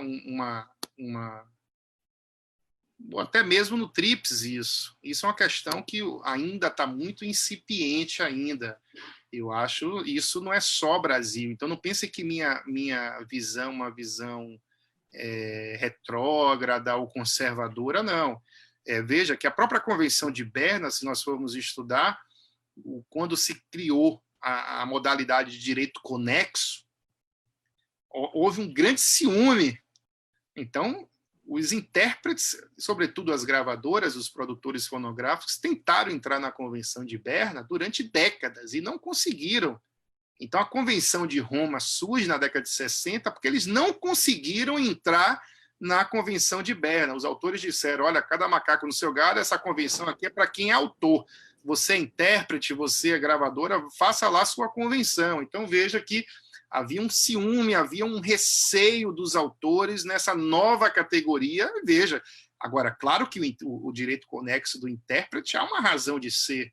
Você pega uma música do Peninha, bota o Caetano cantando, a música ela ganha uma vitalidade, há um processo de criatividade também no ato de interpretar, tanto que existem direitos morais, não todos, mas alguns, para o próprio intérprete, porque o intérprete também revela a sua personalidade no ato de interpretação. Agora, eu acho muito difícil isso ser colocado de maneira de cima para baixo. Primeiro vai ter que alguns países tratarem disso, porque eles não podem pôr assim uma questão dessa tão importante. Rodrigo, tem um detalhe importantíssimo.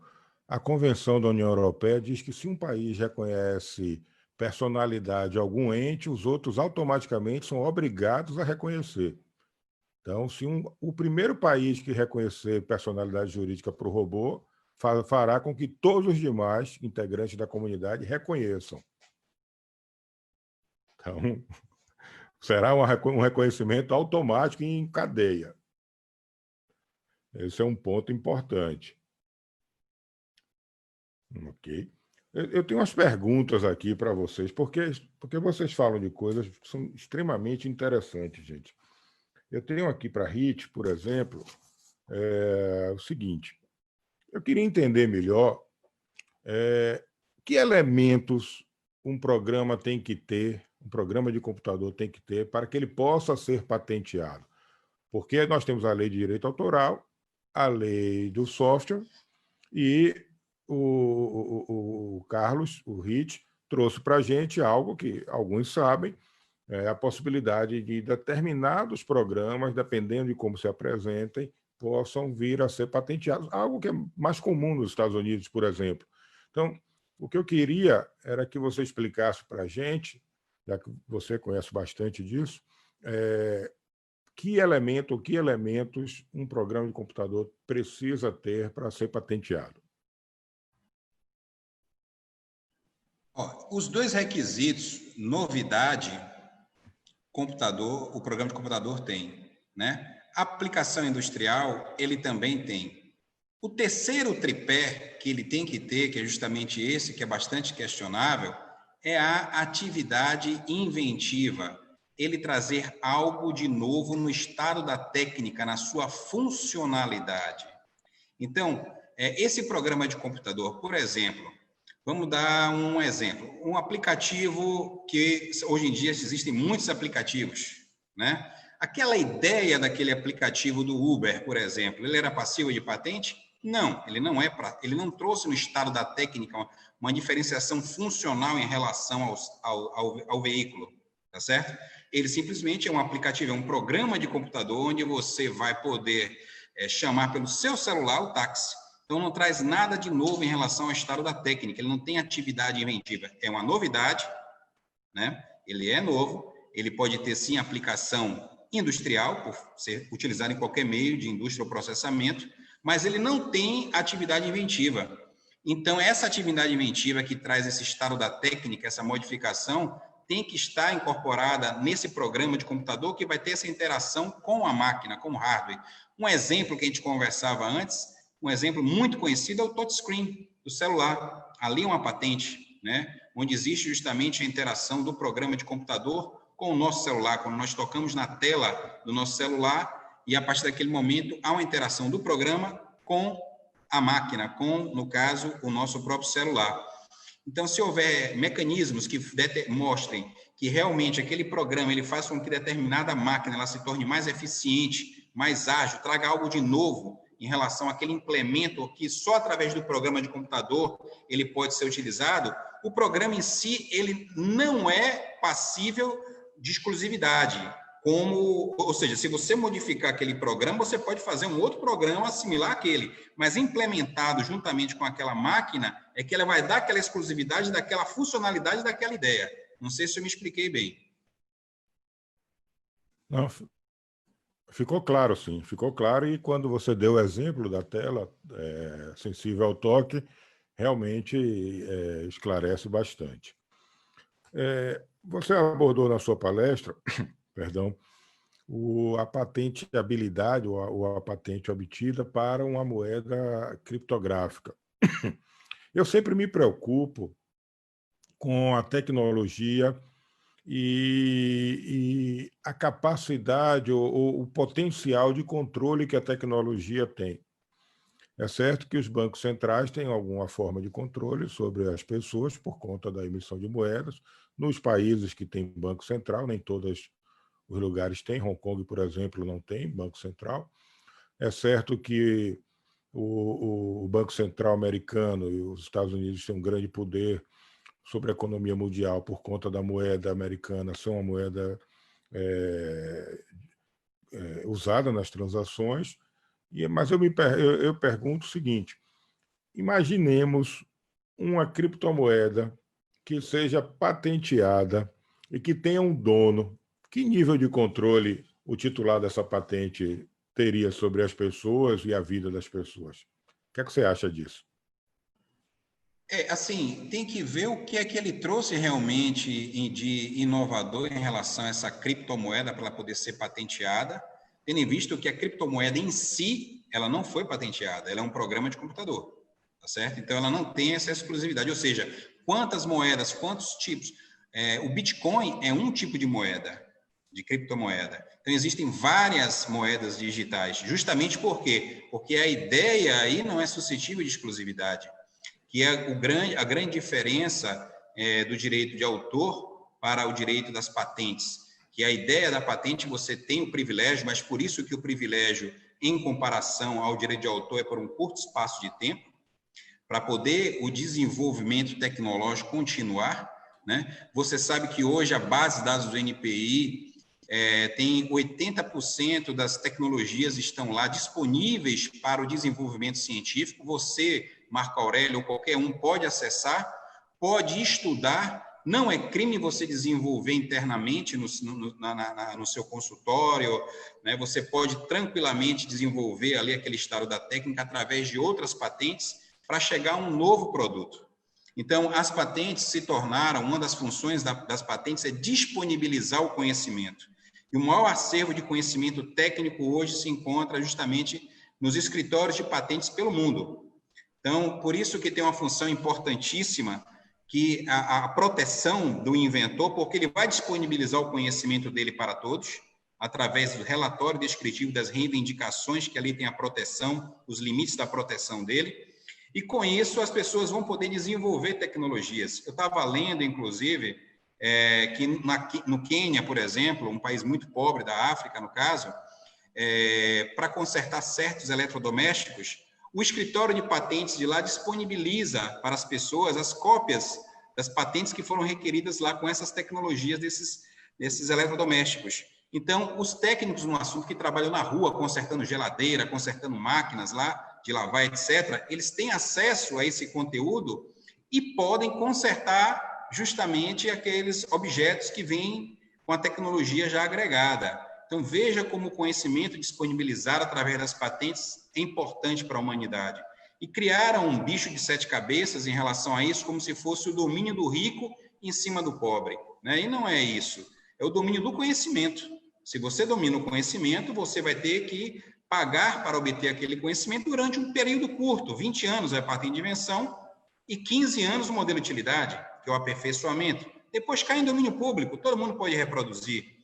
Isso é muito importante. Já o direito de autor, que protege as obras artísticas, literárias e científicas também, que não sejam patentes, ela já tem um domínio de 70 anos ao primeiro ano subsequente da morte do autor. Então, é importante, isso é importante, porque é uma outra forma de produção intelectual e que tem que justamente contribuir para esses autores dessas obras, que fizeram essas obras autorais, né? E já o programa de computador se torna até obsoleto, como nós sabemos, são 50 anos da data do registro do software. O sistema é declarativo, nós sabemos, do direito de autor, e o de patentes é atributivo de direito, ou seja, você só adquire o direito através do registro validamente expedido pelo INPI, e agora nós estamos aí justamente num questionamento no STF acerca de se é constitucional ou não o artigo 40, parágrafo 1º da Lei da Propriedade Industrial, que dá um prazo mínimo de vigência de 10 anos para a patente de invenção, que é aquela totalmente nova na história da técnica, e 7 anos para o aperfeiçoamento, que é a modelo de utilidade, tendo em vista a morosidade do INPI. Nada mais é do que porque esse artigo não existia na 5772. Na Lei 5772/71, não existia esse dispositivo. Pelo contrário, a patente de invenção lá era 15 anos, era um tempo menor.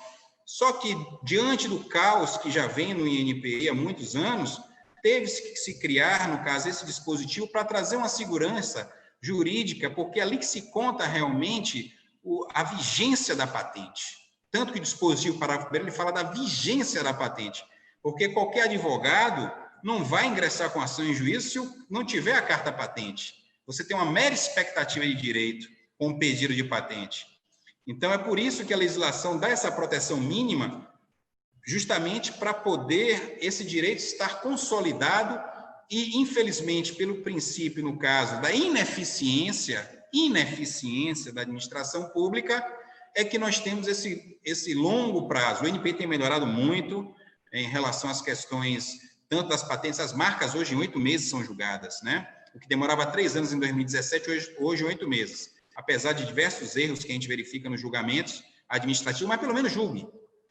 É isso que eu falo. Julgue. Né? Errou, mas julgue. Né? Não adianta ficar demorando tanto tempo, uma expectativa de direito, 3 anos, o empresário investindo numa marca ou uma invenção, o cara está investindo e demora 10 anos para conceder a carta patente. Qual é a segurança jurídica de um contrato de licenciamento para explorar aquela patente? Então, tudo isso são interrogações que têm que ser colocadas para as pessoas poderem entender que aquele dispositivo é uma proteção, mas só levam mesmo para as questões dos medicamentos, onde nós sabemos que a nossa lei já prevê a licença compulsória em caso de emergência e abuso de direito por parte do titular da patente. Está lá muito claro na nossa lei. É verdade. Rodrigo,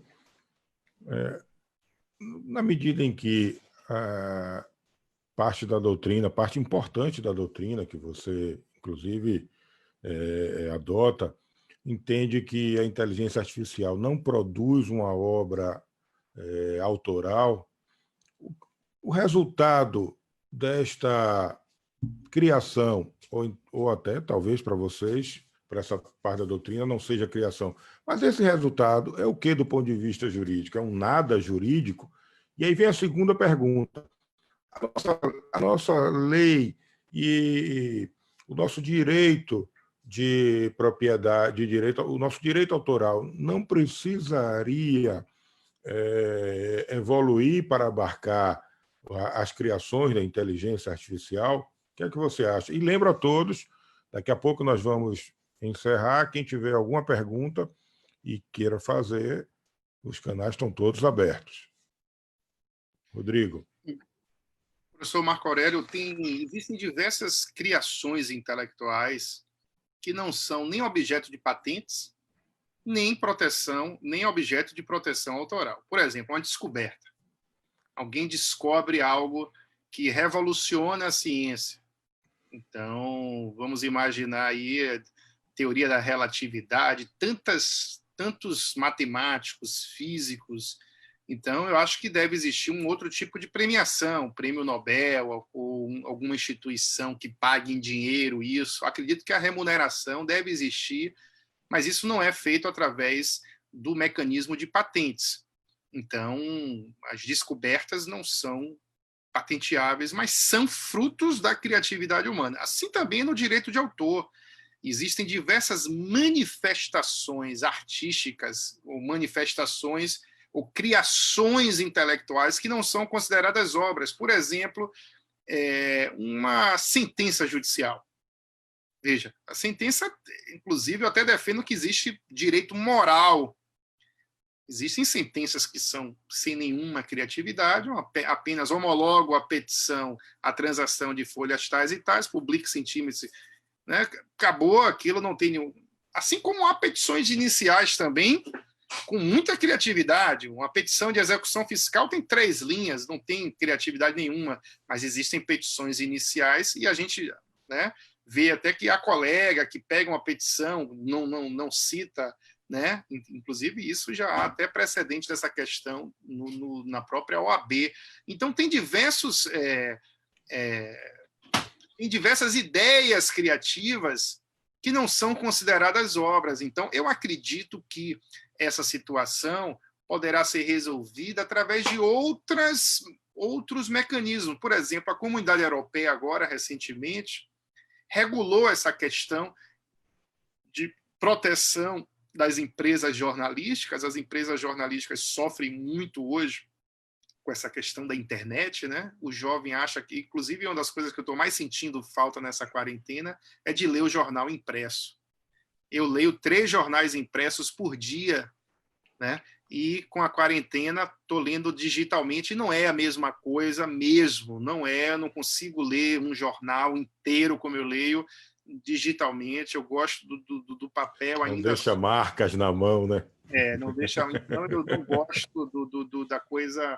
Acho que para você ler uma matéria ou outra, tudo bem na internet, mas você lê um jornal, como eu gosto de ler, um jornal impresso. Mas eles criaram uma modalidade agora de direito conexo para as empresas jornalísticas. Olha, pô, direito conexo, onde eu estudei, viu, que direito conexo do intérprete, do músico executante, do produtor fonográfico, das empresas de radiodifusão. Agora criaram um direito conexo, ou seja, então é possível você, de maneira artificial também, não deixa de ser um pouco artificial a proteção do programa de computador como obra literária. Tudo bem, tem uma programação. Houve um longo debate sobre isso e houve uma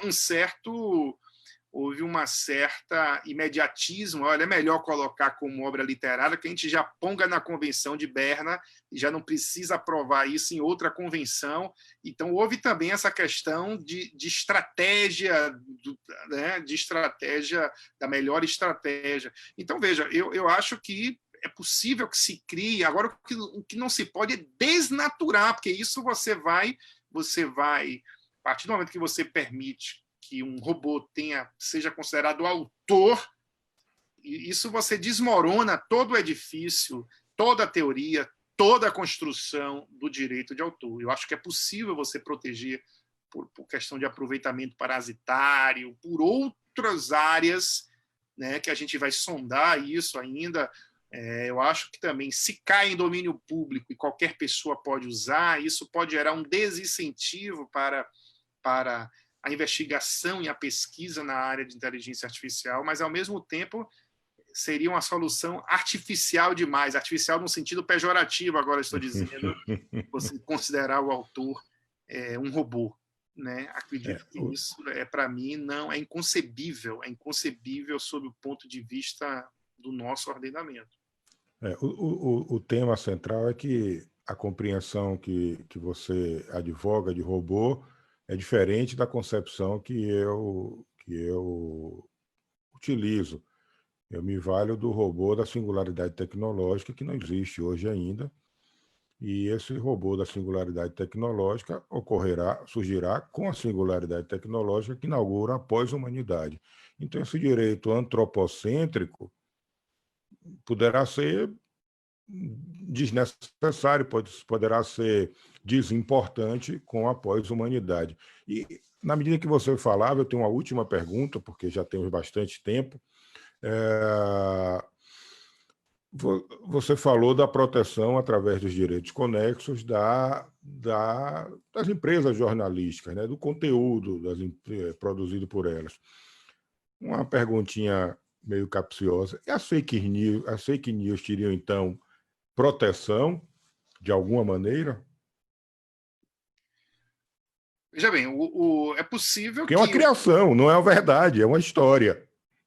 Eu acredito que existem obras que podem ser censuradas num determinado período, então há um óbice de, sei lá, uma questão administrativa. Então, sei lá, muitas obras foram censuradas na época aqui na ditadura. Uma coisa é essa censura administrativa, outra coisa é a proteção... Que ninguém deseja, nem quer. Né? Ninguém deseja. E outra coisa é a proteção autoral. Agora, é possível que uma obra... Não existe nenhum direito ilimitado, nem a liberdade de expressão é um direito ilimitado. Então, se eu faço aquela narração de Orson Welles da invasão da Terra era uma super fake news. Super, exatamente. Mas o que eu quero dizer é o seguinte, que assim como existe o direito autoral, existe o direito à honra. Então, se eu crio uma biografia e digo coisas que firam a intimidade de alguém, porque, veja, o que o STF disse foi que eu não preciso mais autorização do biografado, mas o STF não deu uma carta, um cheque em branco para o biógrafo escrever o que ele quiser. Para ele contar fato, não inventar fato. É possível que uma obra tenha uma proteção autoral e, ao mesmo tempo, ela ofenda direitos de terceiro. Então, por exemplo, houve biografias que foram retiradas de circulação e o autor tirou aquele trecho, mudou, e depois a obra volta a ter uma possibilidade de venda. Mas a fake news, eu acredito que, por ser ato ilícito, a pessoa não pode reivindicar direitos autorais de uma fake news. Eu acho algo absurdo você querer reivindicar direitos autorais de algo ilícito. Não é uma criação, porque não, a notícia é o fato. É algo ilícito. É algo ilícito. Seria como eu fazer uma música ali xingando, essa música ter 1 milhão de views e eu reivindicar os direitos autorais disso. Seria você se usufruir, você se beneficiar da própria torpeza, né? Uma coisa absurda. Ô, Rodrigo, o seu xará, Rodrigo Arnaud, pergunta aqui, ele disse assim, não entendi, o que é direito conexo? Não, direito conexo é um direito que surge posteriormente ao direito de autor, tanto que no Brasil nós utilizamos a expressão direito autoral. Essa expressão direito autoral foi criada por um sergipano chamado Tobias Barreto. Ele criou isso, pegou, e até boa essa expressão, porque quando a gente fala direito autoral, a gente está falando de direito de autor e a gente está falando de direitos conexos. O direito autoral no Brasil abrange o direito de autor e os direitos conexos. Se for ver o Código de Portugal, é Código de Direito de Autor e Direitos Conexos. Eles não chamam direito autoral. No Brasil, chama um neologismo que até Rui Barbosa criticou bastante isso, mas pegou e foi uma invenção nordestina. Eu gosto dessa expressão.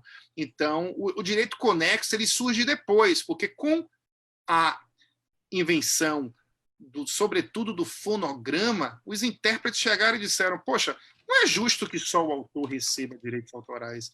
É a minha voz que está sendo executada no rádio, é o disco que contém a minha voz, então eu também quero ganhar com a vendagem do disco, eu também quero lucrar. Então, o direito conexo ele surge posteriormente ao direito de autor. Então, são os direitos dos intérpretes, dos músicos, executantes, do produtor fonográfico, que é o dono daquela gravação, é o investidor daquilo, e das empresas de radiodifusão.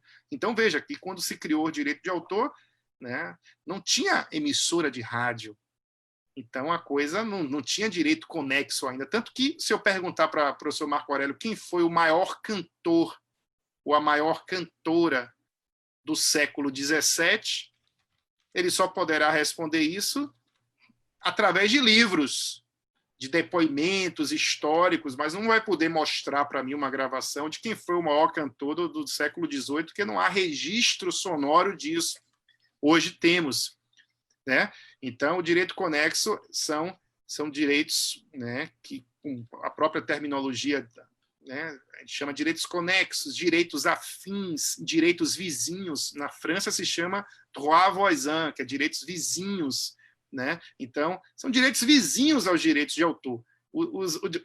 Até os autores não quiseram chamar isso de direito autoral, porque ficaram com receio de que os intérpretes e os produtores fonográficos pegassem uma fatia maior do bolo, digamos assim. É uma longa história. Bom, meus amigos, temos várias outras perguntas aqui, mas nós já temos um tempo bastante longo. Eu vou ter que, infelizmente, encerrar. Ouvir as palestras e as aulas de Dr. Carlos Ritt e Dr. Rodrigo Moraes são verdadeiramente prazerosas, mas não podemos esquecer que, pelo menos aqui no Nordeste, é São João. Então, é um sacrifício que vocês fizeram também, estar aqui conosco na noite de São João, na noite que se comemora o São João, que é uma das festas mais importantes para nós aqui. Então, agradeço mais uma vez a presença do professor Rodrigo Moraes, do Dr. Carlos Ritt. Informo que nosso alcance hoje foi de aproximadamente 1.000 pessoas. Nós temos tido uma boa receptividade nas nossas lives. Essa de hoje, inclusive, teve uma participação muito expressiva. Nós temos muitas perguntas aqui lançadas e que, infelizmente, não é possível responder a todas.